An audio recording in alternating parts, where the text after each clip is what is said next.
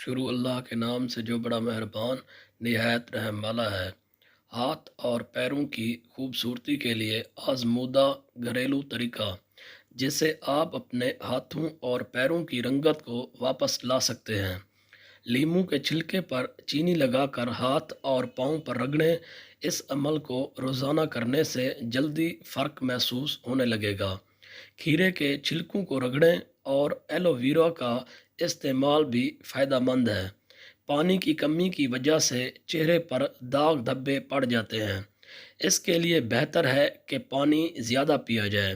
گاجریں کھائیں اور ابلے ہوئے چقندر کھائیں۔ ایک عدد پکا ہوا پپیتا لیں۔ روزانہ تھوڑا سا اس کو میش کر کے اس میں عرق گلاب ملا کر چہرے پر لگائیں اور 5 منٹ بعد دھو لیں۔ اس سے چہرے کے داغ دھبے دور ہو جائیں گے۔ جسم کے کسی بھی حصے پر خارش ہونے کی صورت میں نیم کے پتے ابال کر پانی سے وہ جگہ دھو لیں، پھر کارن فلور متاثرہ جگہ پر لگائیں۔ خارش جلن ختم ہو جائے گی۔ کان کے درد سے نجات کے لیے پیاز کو بھوبل میں دبا کر نرم کریں، پھر نچوڑ کر پانی نکالیں اور نیم گرم کر کے 2-3 قطرے کان میں ڈالیں، درد فوراً بند ہو جائے گا۔ سینے کی جلن کے لیے اسبگول کا چھلکا 1 کھانے کا چمچ 1/4 گلاس نیم گرم پانی میں گھول کر روزانہ نہار منہ کھا لیں۔ پھر ناشتے سے پہلے 1 کھانے کا چمچ پانی میں چنے کی مقدار کے برابر گڑ اس میں شامل کریں۔ جب گڑ گھل جائے اسی مقدار میں ادرک بھی شامل کریں۔ روزانہ ناشتے سے پہلے اور رات سونے سے پہلے استعمال کریں۔ انشاءاللہ سینے کی جلن ختم ہو جائے گی۔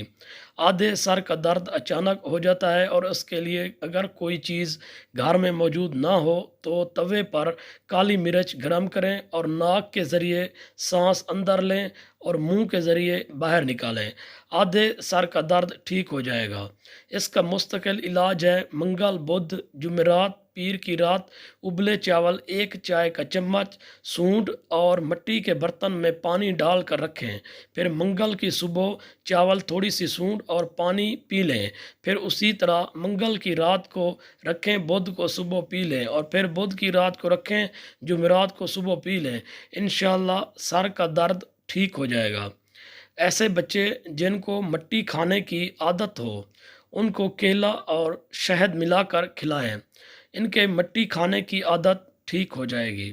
دل کی گھبراہٹ کے لیے بادام کی گری 11 عدد، سبز الائچی 7 دانے، زرشک شیریں 1 تولہ، ان سب کو رگڑ کر چینی ملا کر سفوف بنا لیں اور روزانہ تھوڑا تھوڑا کھائیں۔ دل کی گھبراہٹ دور ہو جائے گی۔